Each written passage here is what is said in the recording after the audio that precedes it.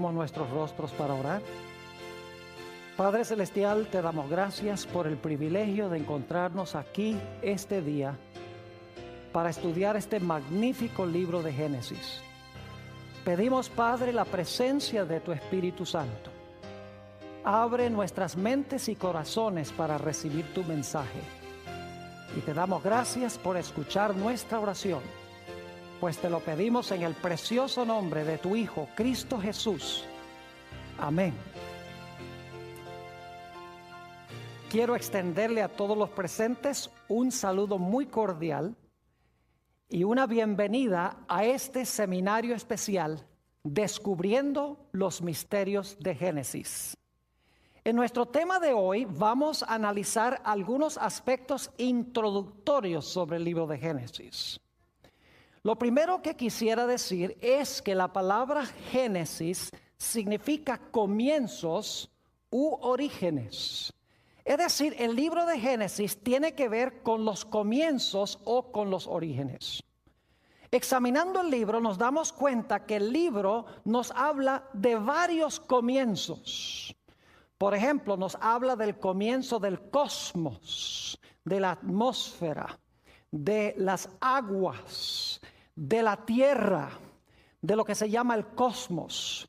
Nos habla también del origen de la vida, el origen de las plantas, el origen de los animales, el origen del hombre, el origen de la mujer, el origen del pecado, el origen de la muerte, el origen de la redención o de la salvación, el origen de las naciones. El libro de Génesis hasta nos habla del origen del conflicto entre los árabes y los judíos.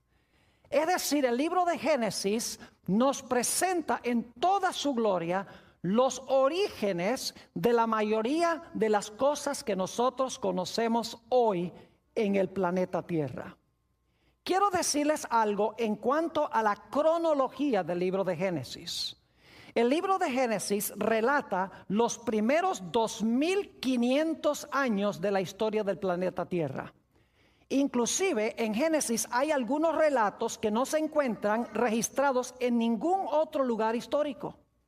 Por ejemplo, ustedes no van a encontrar en excavaciones arqueológicas la historia de Caín y Abel, la historia de la Torre de Babel, la historia del diluvio como se encuentra en la Biblia, aunque hay otras historias diluviales. No van a encontrar registrado en la historia ninguno de estos eventos de Génesis 1 al 11.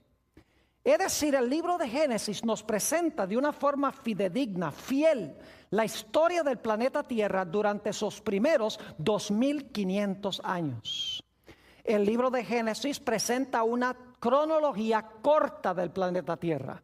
Lo que quiero decir es que el libro de Génesis no reconoce la validez de la teoría de la evolución. Aún el Papa Juan Pablo II, quien era muy admirado por muchas personas en el mundo, dijo que la teoría de la evolución es más que una mera teoría. Es decir, él estaba diciendo que probablemente el mundo llegó a la existencia por la evolución. Pero el libro de Génesis desconoce la teoría de la evolución. El libro de Génesis presenta una cronología corta de la Tierra. Según este libro, nuestro planeta tiene aproximadamente 6000 años de historia. Y el libro de Génesis relata los primeros 2500 años de esos 6000 años de historia. El libro de Génesis fue escrito por Moisés aproximadamente 1500 años antes de nacer el Señor Jesucristo. Es decir, el libro de Génesis tuvo su autor. Su autor fue Dios. Su escritor fue Moisés. Y la razón por la cual recalco tanto este punto es porque hay muchos eruditos hoy que dicen que Moisés no fue el autor. Un poco más adelante en nuestro tema vamos a hablar sobre ese aspecto. El libro de Génesis es el semillero de la Biblia. Las ideas que encontramos en Génesis son seminales y se desarrollan a través del resto de la Biblia. Permítame ilustrar lo que quiero decir. Nosotros aquí en Fresno tenemos un parque nacional cerca que se llama el Parque Nacional Sequoia. Yo quiero preguntar, ¿cuántos de los presentes han visitado alguna vez el Parque Nacional Sequoia, donde se encuentran esos árboles tan gigantescos? Pues permítame decirles algo en cuanto a esos árboles sequoia. Hay algunos de ellos que tienen 3.200 años de edad. Algunos de ellos miden más de 300 pies de altura. Además de eso, hay árboles que pesan 2,7 millones de libras. Un solo árbol, apreciados amigos y hermanos. Pero lo interesante es que esos árboles sequoia, algunos de ellos con 3.200 años de edad, se originaron con una semilla que tiene el tamaño de una hojuela de avena. Es decir, ese árbol, por ejemplo, el general Sherman, que posiblemente algunos de ustedes han visitado, ese árbol se originó con una pequeña semilla.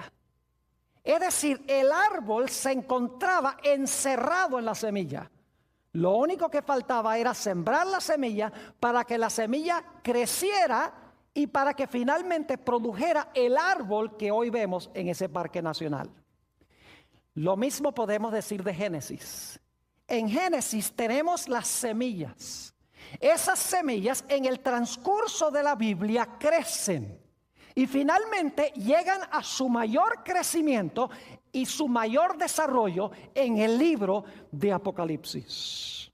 Es decir, que Génesis tiene las semillas y Apocalipsis tiene esas semillas plenas y totalmente desarrolladas. Y el transcurso bíblico es el crecimiento de esa semilla. Por eso en este seminario no vamos a estudiar solamente el libro de Génesis, sino que vamos a ver cómo se desarrollan las ideas de Génesis a través de toda la Biblia, culminando en el libro de Apocalipsis. Permítame mencionarles un par de ejemplos para que entendamos este concepto de semilla, desarrollo y crecimiento de esa semilla o de esa idea. Mi versículo favorito en la Biblia es Génesis, el capítulo 3 y el versículo 15. Quisiera invitarles a que fueran allí conmigo, Génesis, el capítulo 3 y el versículo 15. Es un versículo cargado de significado. Va a ser el tema central, el versículo central de nuestro seminario. Dice allí Dios hablándole a la serpiente, quien es Satanás, lo siguiente: y pondré enemistad entre ti y la mujer, es decir, entre la serpiente y la mujer, y entre tu simiente y la simiente suya. Es decir, va a haber enemistad entre la serpiente y la mujer, y la simiente de la serpiente y la simiente de la mujer. Pero luego noten la última parte del versículo, dice: esta, es decir, la simiente de la mujer, te herirá en la cabeza, y tú le herirás a la simiente de la mujer en el calcañar. 4 ideas claves en este versículo. 1, enemistad. 2, una serpiente.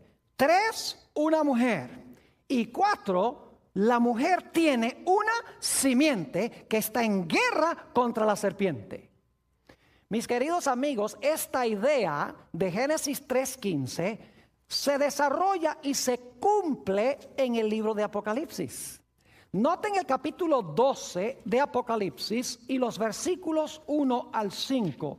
Apocalipsis, el capítulo 12 y los versículos 1 al 5. Tenemos el desarrollo de esta semilla de Génesis 3:15. Dice allí, en Génesis 12 y el versículo 1, apareció en el cielo una gran señal, una mujer vestida del sol, con la luna debajo de sus pies, y sobre su cabeza una corona de 12 estrellas. Así que tenemos una mujer, ¿cierto? Noten el versículo 2. Y estando encinta, clamaba con dolores de parto en la angustia del alumbramiento. Es decir, tenía en su vientre una simiente. Tenía en su vientre a un niño que iba a nacer. Noten el versículo 3. También apareció otra señal en el cielo. He aquí un gran dragón escarlata que tenía 7 cabezas y 10 cuernos, y en sus cabezas 7 diademas. Y si ustedes van al versículo 9, van a notar que ese dragón bermejo es el diablo y Satanás, la serpiente antigua, dice allí. Ahora, note lo que dice el versículo 4. Y su cola arrastraba la tercera parte de las estrellas del cielo y las arrojó sobre la tierra. Y el dragón o la serpiente se paró frente a la mujer que estaba para dar a luz, a fin de devorar a su hijo tan pronto como naciese. Ahora yo pregunto, ¿pueden ustedes ver allí las ideas básicas de Génesis 3:15? Claro que sí. ¿Hay una mujer? ¿Cómo no? ¿Hay enemistad? Claro que sí. ¿Hay un dragón o una serpiente? ¿Cómo no? La mujer tiene una simiente contra la cual lucha el dragón o la serpiente. ¿Cómo no? Es decir, para entender Apocalipsis 12, 1 al 5, tenemos que regresar a Génesis, el capítulo 3 y el versículo 15. Quiero que notemos otro ejemplo. Génesis, el capítulo 2 y el versículo 24. Génesis, el capítulo 2 y el versículo 24. Estamos viendo cómo las semillas del Génesis se desarrollan en la Biblia y se cumplen finalmente y alcanzan su mayor crecimiento en el libro de Apocalipsis. Génesis 2 y el versículo 25, vamos a leer, no el 24, sino el 25, dice, hablando de Adán y Eva, y estaban ambos desnudos, Adán y su mujer, y no se avergonzaban. ¿En qué condición estaban Adán y Eva cuando fueron creados por Dios? Estaban desnudos y no se avergonzaban. Ahora necesito hacerles una explicación que vamos a estudiar con más detenimiento más adelante en este seminario. Adán y Eva estaban desnudos en lo que respecta a vestiduras artificiales hechas por seres humanos. Pero según la Biblia, ellos estaban cubiertos con un manto glorioso de luz. Es decir, estaban cubiertos con la gloria de Dios. Ahora, ¿qué sucedió cuando Adán y Eva pecaron? ¿Qué pasó con ese manto de luz? Note lo que dice Génesis, el capítulo 3 y el versículo 7. Génesis, el capítulo 3 y el versículo 7. Dice, entonces fueron abiertos los ojos de ambos y conocieron que estaban, ¿qué? Desnudos. Entonces cosieron hojas de higuera y se hicieron delantales. Fíjense que el manto de luz se fue y ahora se dieron cuenta que estaban, ¿qué? Desnudos. En su estado de inocencia, en su estado de pureza y de justicia, estaban vestidos con el manto de luz. Cuando pecan, el manto de luz se va y se dan cuenta que están desnudos. ¿Qué trataron de hacer Adán y Eva para cubrir su desnudez? Dice la última parte del versículo 7, y se hicieron delantales y se pusieron esos delantales de hojas de ¿qué? Hojas de higuera. Es decir, se taparon la vergüenza de su desnudez con hojas de higuera. Pero ¿saben que aún después de eso se sentían desnudos? Porque en el versículo 10 Dios viene buscando a Adán y Eva, le dice, ¿dónde están? Y Adán dice, tuvimos miedo porque estábamos desnudos, pero ya no estaban desnudos porque tenían las hojas de higuera. Obviamente su desnudez no era desnudez física, no tenían el manto glorioso de luz. Pero quiero que noten cómo cubrió Dios la vergüenza de su desnudez. El versículo 21, y esto lo vamos a estudiar en nuestro próximo tema más detenidamente. Dice, y Jehová Dios hizo al hombre y a su mujer túnicas de ¿qué? Túnicas de pieles y los vistió. Ahora fíjense las ideas que tenemos aquí. Tenemos la idea de vestiduras. Tenemos la idea de vergüenza. Tenemos la idea de desnudez. Ahora yo quiero que vayamos a Apocalipsis, el capítulo 16 y el versículo 15. Y ustedes me van a decir si Apocalipsis 16, 15 guarda alguna relación con lo que acabamos de estudiar de Génesis 2 y el versículo 24 y también el capítulo 3 y el versículo 7 y 21. Note lo que dice la Biblia en Apocalipsis el capítulo 16 y el versículo 15. Está hablando aquí de la batalla de Armagedón. Y fíjense las ideas que contiene. Dice en Apocalipsis 16 y el versículo 15, hablando Jesús: he aquí, yo vengo como ladrón. Ahora escuchen bien. Bienaventurado el que vela y guarda sus ¿qué? Sus ropas, para que no ande desnudo y vean su vergüenza. Yo pregunto, ¿tiene alguna relación ese versículo con los versículos que leímos de Génesis? Claro que sí, porque habla de ropas, habla de desnudo y habla de vergüenza. No podemos entender este versículo de Apocalipsis 16:15 sin empezar en Génesis, a donde se encuentran esas ideas. Y vamos a tener en este seminario un tema completo sobre Apocalipsis 16:15, sobre la gran batalla de Armagedón. Estos son solamente dos ejemplos de cómo las semillas del Génesis se desarrollan a través de la Biblia y culminan su crecimiento en el libro de Apocalipsis.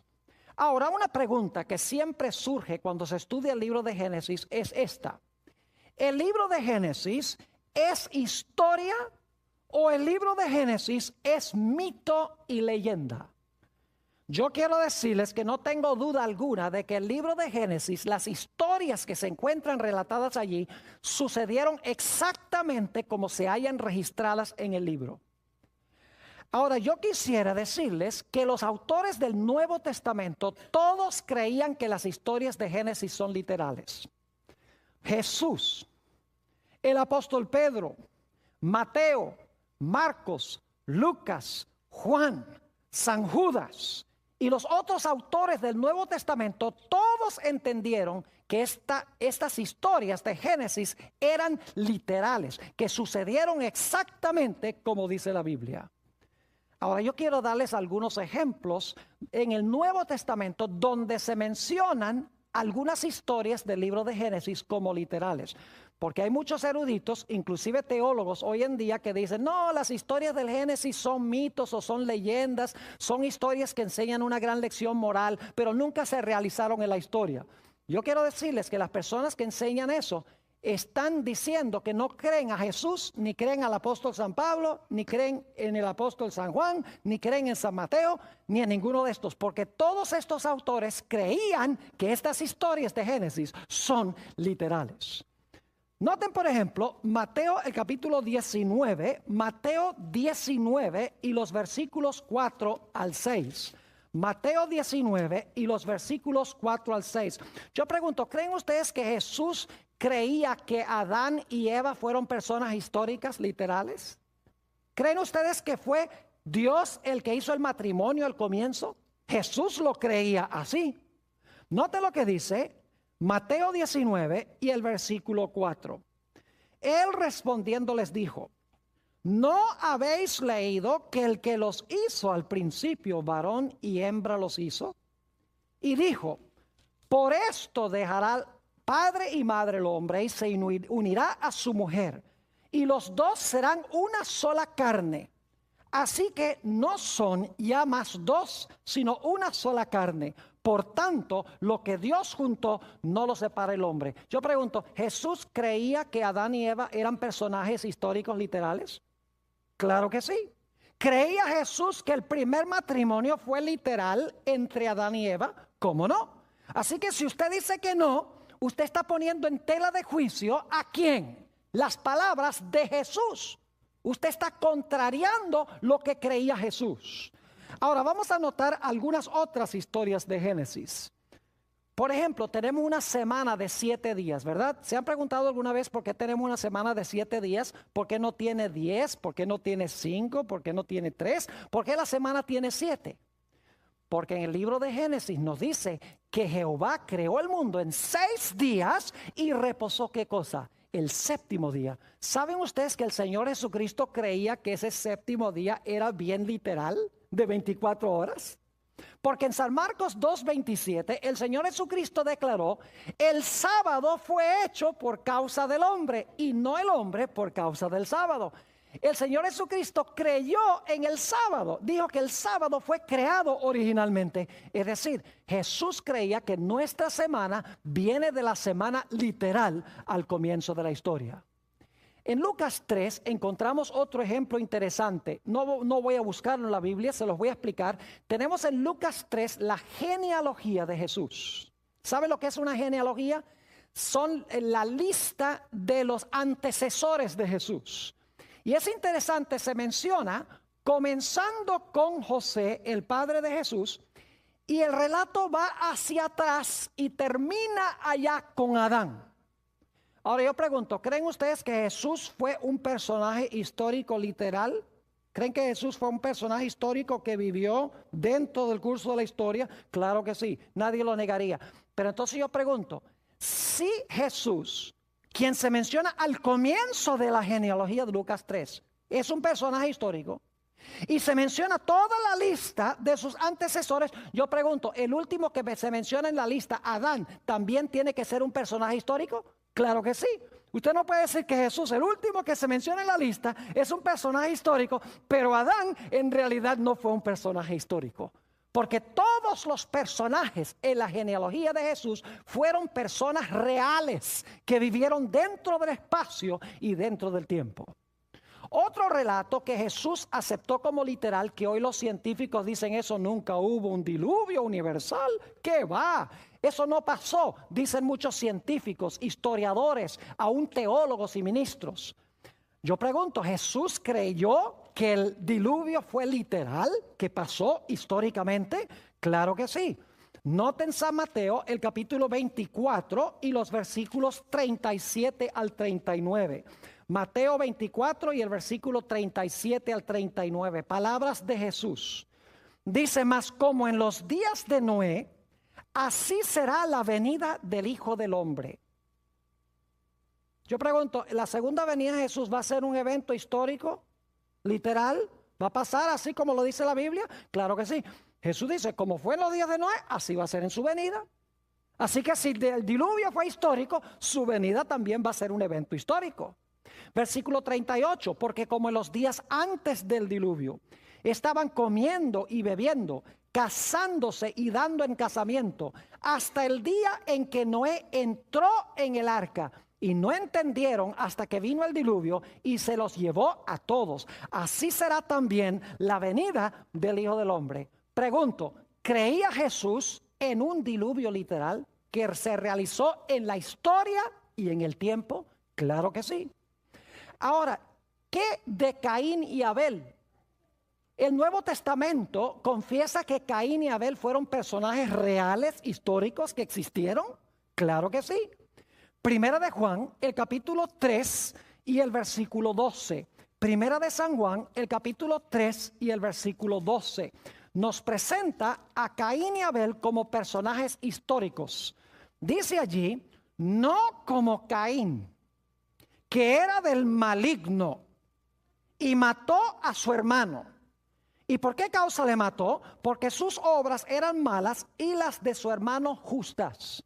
Pregunto, ¿creía el apóstol San Juan que Caín y Abel fueron personajes reales que vivieron dentro del curso de la historia? Claro que sí.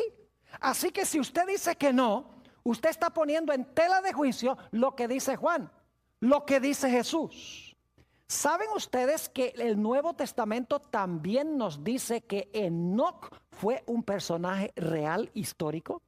Ese individuo que vivió una vida tan santa que la Biblia dice que ni siquiera murió en el planeta Tierra. Dios se lo llevó. Note lo que dice Hebreos el capítulo 11 y el versículo 5. Hebreos el capítulo 11 y el versículo 5 sobre este personaje Enoc. Fue un personaje literal, real, histórico. Dice en el versículo 5, por la fe Enoc fue traspuesto para no ver muerte y no fue hallado, porque lo traspuso Dios. Y antes que fuese traspuesto, tuvo testimonio de haber agradado a Dios. Ahora, yo creo que el apóstol San Pablo escribió el libro de los Hebreos. Yo pregunto, ¿el apóstol San Pablo creía que Enoc fue un personaje literal, histórico, real, tal cual lo relata el libro de Génesis? Obviamente que sí. Ahora, algunos dicen Sodoma y Gomorra nunca existieron. Algunos científicos, algunos geólogos, algunos historiadores, inclusive ministros, dicen esa historia de Sodoma y Gomorra es una historia imaginaria para enseñarle a la gente que se porte bien.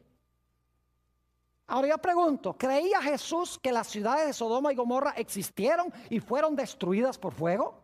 Claro que sí. Note lo que dice San Lucas 17 y el versículo 28. San Lucas el capítulo 17 y el versículo 28. Dice aquí, asimismo como sucedió en los días de Lot.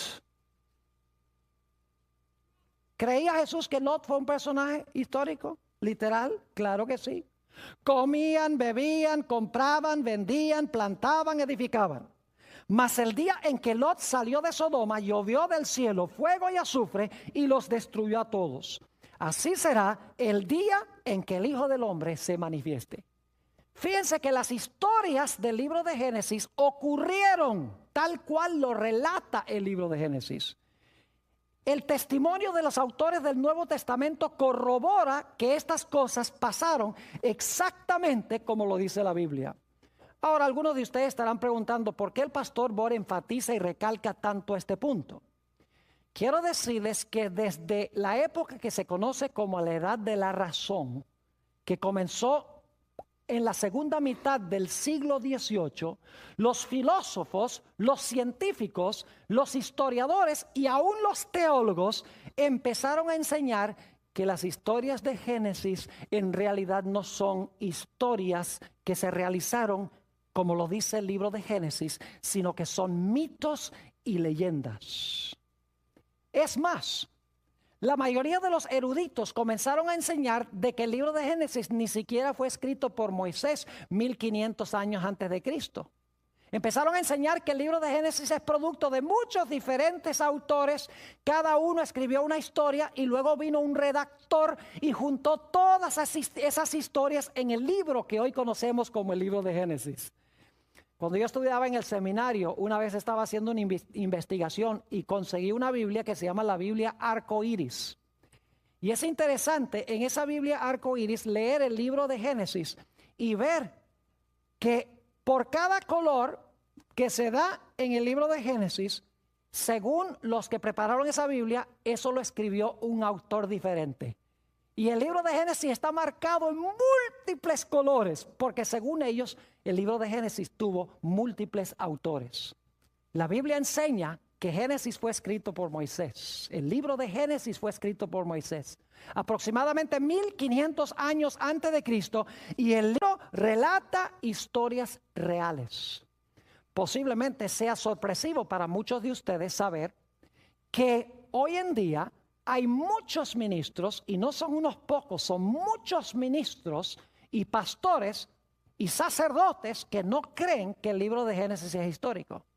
Hace unos años fui a la Universidad de Andrews, donde yo me gradué del seminario, para presentar una serie de temas en una iglesia allí. Y durante el día, como no tenía nada que hacer, decidí disfrutar la maravillosa biblioteca que tiene centenares de volúmenes. Se vuelve uno loco allí con todo el material que hay.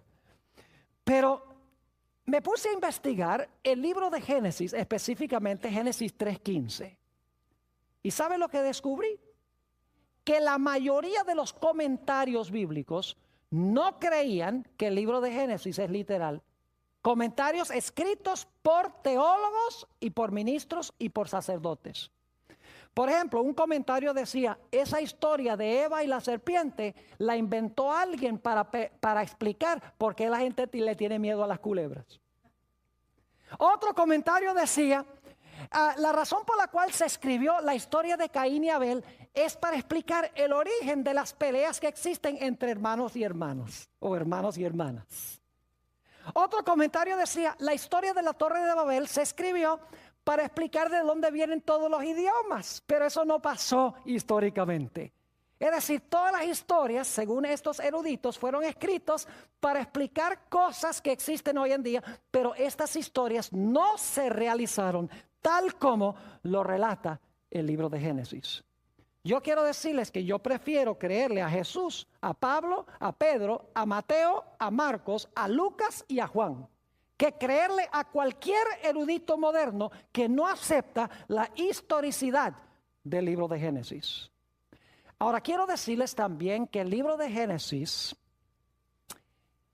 tiene mucho que decir en cuanto a las disciplinas que se estudian en las universidades de hoy. Las grandes disciplinas, hay departamentos de sociología, hay departamentos de historia, hay departamentos de botánica, hay departamentos de biología, hay departamentos de teología. El libro de Génesis tiene algo que decir en cuanto a todas estas disciplinas que se estudian hoy en las universidades. Permítame mencionarles algunas. La teología. El libro de Génesis comienza diciendo, en el principio creó Dios los cielos y la tierra. Es una declaración teológica. Es decir, el mundo debe su origen a Dios. El libro de Génesis tiene mucho que decir de cosmología, es decir, cómo apareció la atmósfera, por qué hay aguas abajo y aguas arriba, por qué hay aguas debajo de la tierra, de dónde apareció la tierra seca. Es decir, el libro de Génesis tiene mucho que decir, por ejemplo, en el capítulo 1 y el versículo 6 al 8, sobre el origen del cosmos. El libro de Génesis tiene mucho que decir en cuanto al origen de la cronología, es decir, del tiempo. Después de cada día de la creación dice, y fue la tarde y la mañana del día primero, fue la tarde y la mañana del día segundo. Y si leen un poquito más adelante, por ejemplo en Génesis 1 y el versículo 14, dice que Dios hizo el sol para gobernar el día, hizo la luna para gobernar la noche, también hizo las estrellas para gobernar los meses y las estaciones del año. Es decir, el libro de Génesis nos habla del origen de la cronología. El libro de Génesis en el capítulo 1 y los versículos 9 y 10 nos dice mucho sobre la geografía. ¿Dónde y cuándo se originó la tierra seca? A donde andan los animales, a donde están los árboles y las flores y las plantas. Nos dice allí que Dios fue el que hizo aparecer la tierra seca de en medio de las aguas. El libro de Génesis tiene mucho que decir de la botánica, es decir, de las plantas. Es más, en el capítulo 1 y los versículos 11 al 13 de Génesis, nos dice que todas las plantas se iban a reproducir de acuerdo a su especie. Y hoy en día, el mundo de la botánica nos dice que las plantas se reproducen solo según su especie. El libro de Génesis tiene mucho que decirnos sobre la astronomía.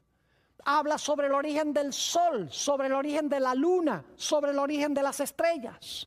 El libro de Génesis tiene mucho que hablar de zoología, es decir, el estudio de los animales. Nos dice que Dios el quinto día hizo las aves, hizo los peces. El sexto día hizo los mamíferos que andan sobre la tierra. Es decir, que los animales no llegaron a existir por evolución.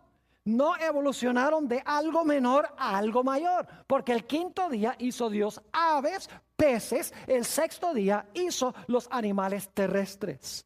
La Biblia tiene mucho que decir en el libro de Génesis sobre la antropología, el origen del hombre. La Biblia nos dice que Dios tomó polvo de la tierra, hizo al hombre, y luego del hombre hizo a la mujer. Eso lo encuentran en Génesis el capítulo 2 y el versículo 7.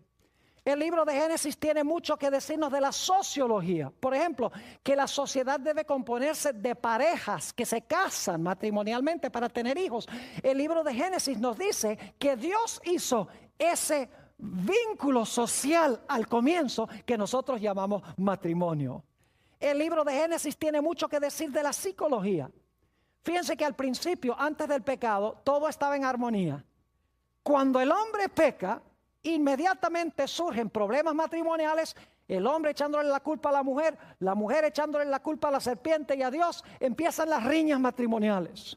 Aparece el temor, me escondí porque tenía miedo. Aparece el sentido de culpa, aparece la baja estima propia, aparece la tendencia a culpar a otros por lo que nosotros hacemos. Apareció el odio, como se encuentra en la historia de Caín y Abel.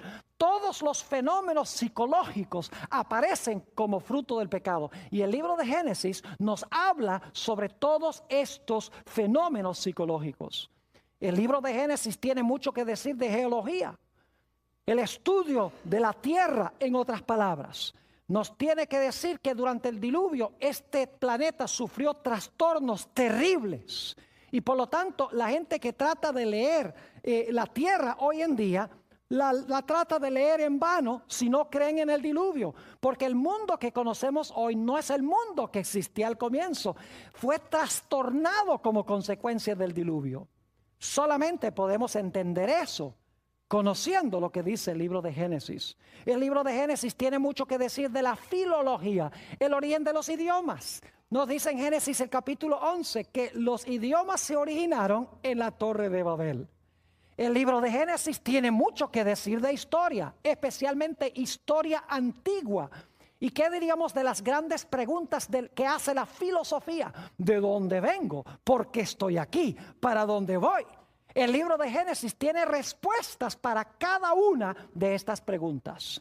Es decir, las grandes disciplinas que se estudian en los departamentos de las universidades hoy son temas que ya se encuentran trazados claramente en el libro de Génesis. Lamentablemente, hoy en día son pocas universidades que le dan alguna importancia a lo que dice el libro de Génesis. Ahora quiero decirles que el libro de Génesis es en realidad la historia de dos simientes. Volvemos otra vez a Génesis el capítulo 3 y el versículo 15, donde dice: enemistad pondré entre ti, la serpiente, y la mujer. Fíjense, ahí tenemos un dúo, la serpiente versus la mujer. Y entre tu simiente y la simiente de ella, es decir, otra vez un dúo, la simiente de la serpiente y la simiente de la mujer.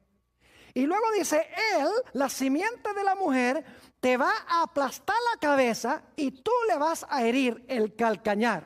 Es decir, otro dúo, la simiente de la mujer y la serpiente. El libro de Génesis, en otras palabras, es un libro de la batalla entre dos diferentes simientes, una buena y una mala. Tenemos, por ejemplo, la historia de Caín y Abel. Fíjense, otro dúo. Caín, la simiente de Satanás, es decir, el que tiene el carácter de Satanás. Y tenemos a Abel, que es el bueno, que tiene el carácter de Dios. Y están enemistados uno con el otro. Tenemos en Génesis 6 los hijos de Dios, que son los fieles al Señor. Y tenemos a las hijas de los hombres, que son las descendientes malévolas de la descendencia de Caín. Es decir, tenemos este dúo, los hijos de Dios versus las hijas de los hombres. Tenemos en el libro de Génesis la historia de Abraham y los constructores de la Torre de Babel. Se presentan como radicalmente distintos uno del otro. Es más, vamos a encontrar en uno de los temas que vamos a estudiar que Abraham se encontraba viviendo a donde vivían los que construyeron la Torre de Babel. Y se estaba contaminando la familia de Abraham con los que habitaban allí, con la idolatría de los constructores de la Torre de Babel. Así que Dios dijo, yo no puedo dejar que mi simiente se quede aquí para que me lo corrompan. Así que Dios, según Génesis 12, 1 al 3, llamó a Abraham de Ur de los Caldeos, lo sacó de ese ambiente y lo llevó a la tierra de Canaán. Abraham y los constructores de la Torre de Babel, dos simientes opuestas. Luego tenemos Isaac e Ismael. Isaac, la simiente mala, Isaac, la simiente buena, Ismael, la simiente mala. Y nuevamente la idea de enemistad. Ismael odiando y tratando de destruir a Isaac, según dice en Gálatas el capítulo 4. Y luego tenemos la historia de Jacob y Esaú. Fíjense, otro dúo en el libro de Génesis. Esaú, el malo, que vendió su primogenitura, y Jacob, el bueno, el que recibió la primogenitura. Y Esaú enemistado contra Jacob, su hermano. Tenemos también Lot y los constructores de las ciudades de Sodoma y de Gomorra. Lot, según segunda de Pedro 2, 6 al 8, era un hombre pío, era un hombre santo, que le molestaba la impiedad de las ciudades, mientras que la Biblia dice que los habitantes de Sodoma y Gomorra eran malos y pecadores delante de Jehová. Y luego tenemos a José por un lado y tenemos por el otro lado a sus hermanos. Es decir, el libro de Génesis es la historia de las dos simientes, la simiente buena y la simiente mala, en riña o en guerra uno con el otro. Y esta idea se desarrolla a través de toda la Biblia y finalmente culmina en el libro de Apocalipsis con aquellos que tienen el sello de Dios y los que tienen la marca de la bestia. Aquellos que se presentan como la mies de la tierra en Apocalipsis 14, que son los justos, y las uvas que son echadas en el lagar de la ira de Dios. Allí culmina esta idea y vamos a encontrar en uno de nuestros temas, cuando hablemos de la batalla de Armagedón, que la historia de Caín y Abel, esta riña entre estos dos hermanos, y la riña tenía que ver con la obediencia a Dios y con la verdadera adoración a Dios. Vamos a encontrar que esta historia de esta riña entre dos hermanos ilustra los dos grupos millonarios que van a estar sobre el planeta Tierra al final de la historia. Y vamos a ver que la gran guerra final va a tener que ver con si obedecemos a Dios o no, si adoramos a Dios como Dios ha mandado o no. Es decir, va a ser una repetición de la historia de Caín y Abel, solo que al final de la historia van a ser dos grupos mundiales, mientras que al comienzo de la historia eran solamente dos individuos. Es decir, las semillas de Génesis han crecido y han alcanzado su ápice en el libro de Apocalipsis. Ahora, antes de terminar nuestro tema hoy, necesito hablarles de un aspecto más sobre el libro de Génesis. El libro de Génesis parece ser muy sencillo. Es uno de los favoritos de la gente porque contiene muchas historias. Historias que son emocionantes, son dramáticas. Y muchos han cometido el error de pensar que el libro de Génesis es sencillamente una colección de historias que se realizaron hace aproximadamente unos 2.500, 3.000 años. Pero el libro de Génesis tiene una dimensión oculta. El libro de Génesis tiene una dimensión que pocos eruditos han descubierto. Y es que las historias de Génesis no son solamente historias, sino que son profecías. Cada historia del libro de Génesis se realizó históricamente, no me entiendan mal. Pero esa historia en realidad es una profecía. Es decir, está anunciando eventos que van a pasar en el futuro semejantes a los que pasaron en esa historia. No es nada nuevo, mis queridos hermanos y amigos, porque en Eclesiastés 1 y el versículo 9 nos habla de la repetición de la historia. Noten Eclesiastés 1 y el versículo 9. Dice allí, ¿qué es lo que fue? Lo mismo que será. ¿Qué es lo que ha sido hecho? Lo mismo que se hará. Y nada hay nuevo debajo del sol. Fíjense que lo que sucedió es lo que va a suceder. No hay nada nuevo debajo del sol. ¿Y saben por qué? Porque el hombre siempre es igual y el diablo también. Y Dios también siempre obra igual. Por eso las historias tienen la tendencia a repetirse en el futuro. Noten también lo que dice Eclesiastés, el capítulo 3 y el versículo 15. Eclesiastés, el capítulo 3 y el versículo 15. Dice, aquello que fue, ya es. Y lo que ha de ser, fue ya. Y Dios restaura lo que pasó. Fíjense nuevamente que dice que lo que ha de ser, fue ya. Es decir, que las historias del libro de Génesis en realidad no son solamente historias, sino que son profecías. Permítame darles algunos ejemplos del libro de Génesis. Son historias que vamos a estudiar en este seminario sobre el libro de Génesis, pero quiero sencillamente mencionar algunas de estas historias brevemente para que se den cuenta cómo estas historias son también profecías. Ya hemos visto Génesis 3:15. Las 4 ideas en ese versículo. enemistad, una serpiente, una mujer y una simiente de la mujer. Vimos en Apocalipsis 12 que tenemos las mismas ideas. Tenemos una mujer, la mujer tiene en su vientre una simiente, aparece un dragón o una serpiente que se quiere comer al niño, es decir, está enemistado con el niño. Es decir, que Génesis 3:15 no es solamente algo que Dios le habló a la serpiente en el huerto del Edén, sino que es un versículo que conlleva una dimensión profética o futura que se iba a cumplir cuando naciera Jesús de la Virgen María. Tenemos también la historia del Edén. Ustedes leen Génesis 1 y 2, la descripción hermosa de este huerto precioso del Edén, donde estaba el árbol de la vida, el río de la vida. Pero ¿saben ustedes que en Apocalipsis 21 y 22 tenemos la misma idea? En Génesis 1 y 2 tenemos el Edén. El resto de la Biblia habla de cómo el hombre perdió el Edén. Y Apocalipsis 21 y 22 habla de la restauración del huerto del Edén que existía al comienzo de la historia.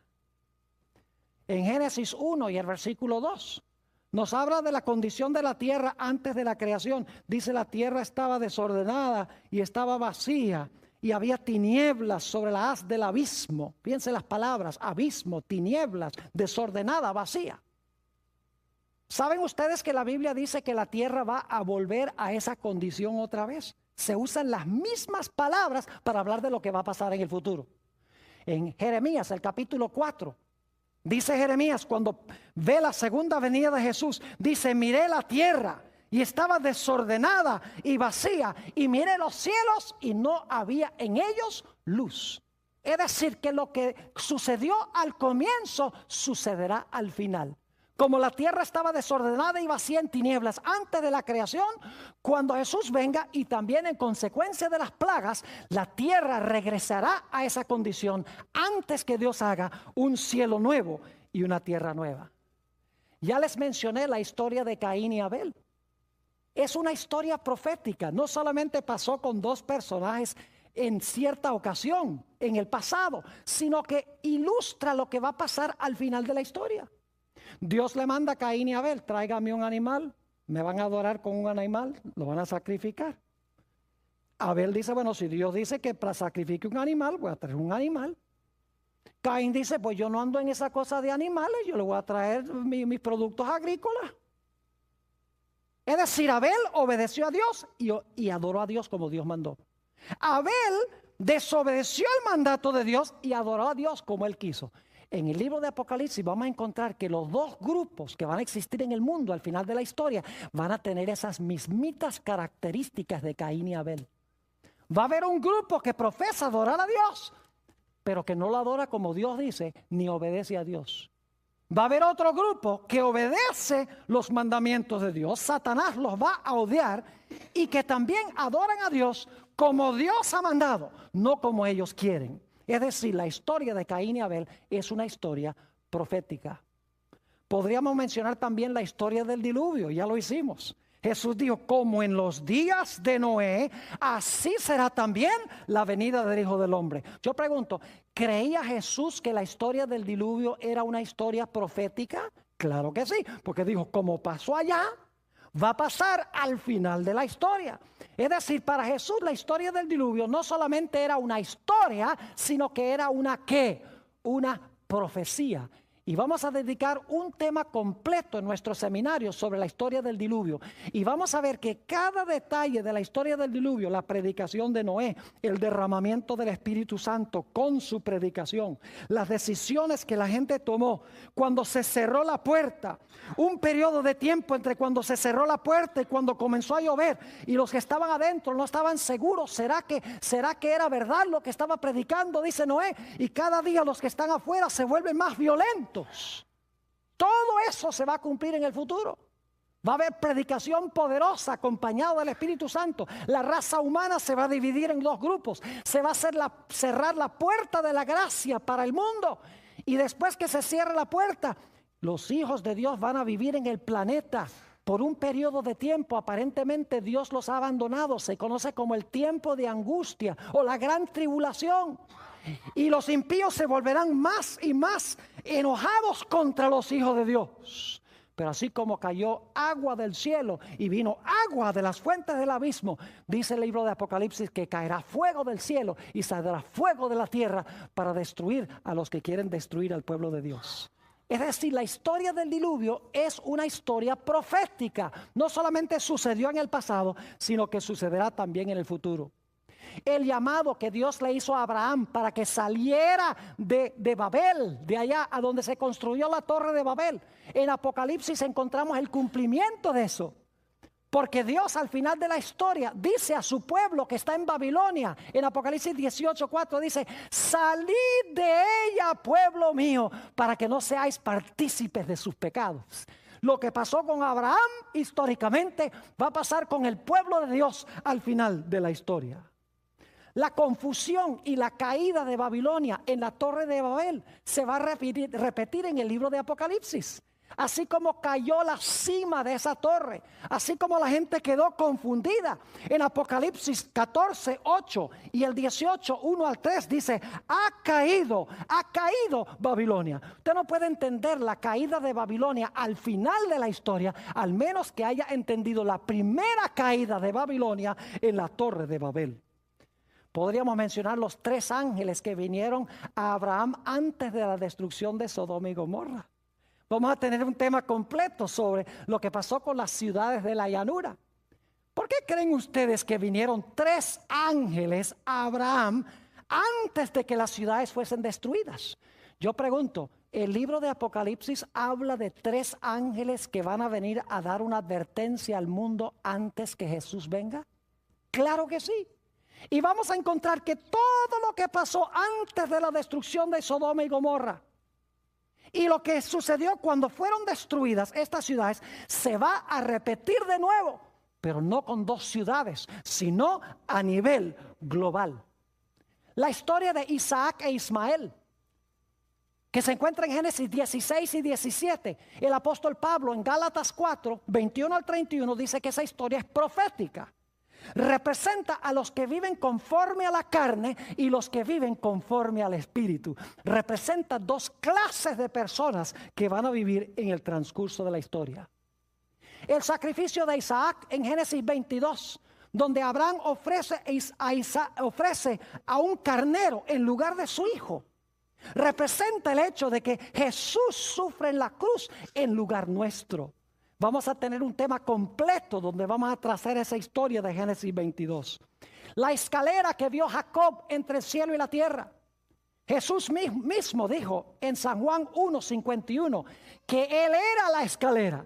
Y así como Jacob vio ángeles ascendiendo y descendiendo por la escalera, Jesús dice: el cielo será abierto y habrá ángeles que ascenderán y descenderán sobre el Hijo de Dios.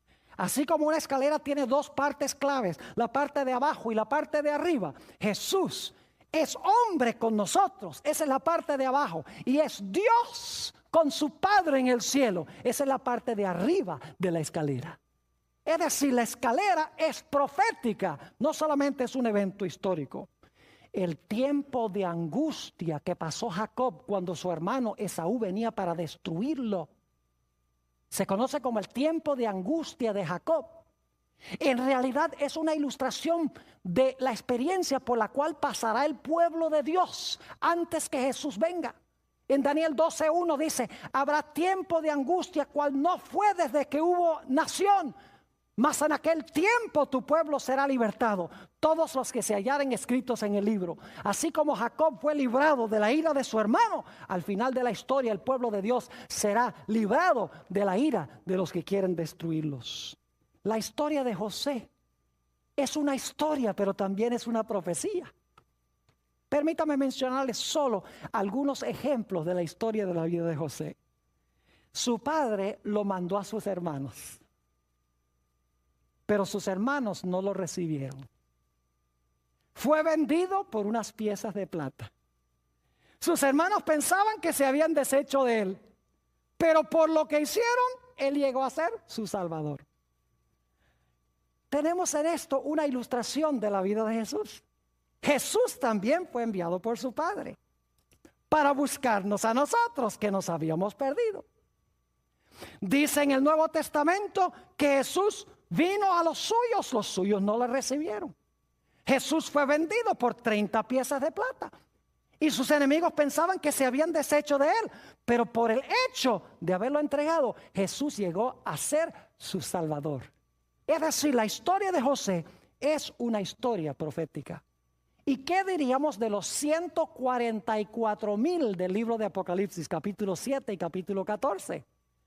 No podemos entender los 144,000 de las 12 tribus de Israel sin entender la bendición que pronunció Jacob sobre sus 12 hijos en Génesis 49, donde menciona las características de cada uno de ellos. Es decir, que la base para entender los 144,000 está en la historia que encontramos en Génesis capítulo 49. Mis queridos hermanos y amigos, nos esperan momentos emocionantes en este seminario. Vamos a estudiar las grandes cosas del libro de Génesis. Vamos a encontrar no solamente su dimensión histórica, sino que vamos a conseguir su dimensión profética. Y vamos a ver la Biblia posiblemente como nunca la hemos visto antes. Vamos a ver el gran plan de Dios para nuestras vidas. Y qué es lo que Dios quiere que hagamos en preparación para su gloriosa venida en las nubes del cielo. Que Dios nos bendiga.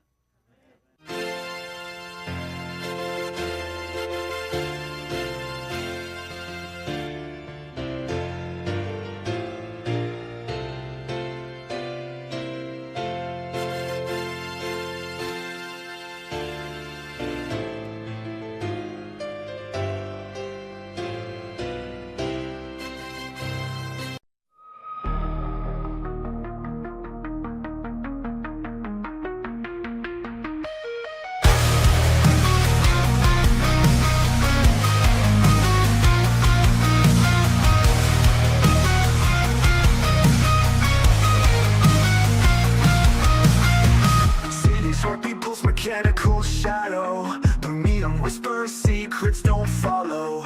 Streets empty, ghosts, echoes of tomorrows.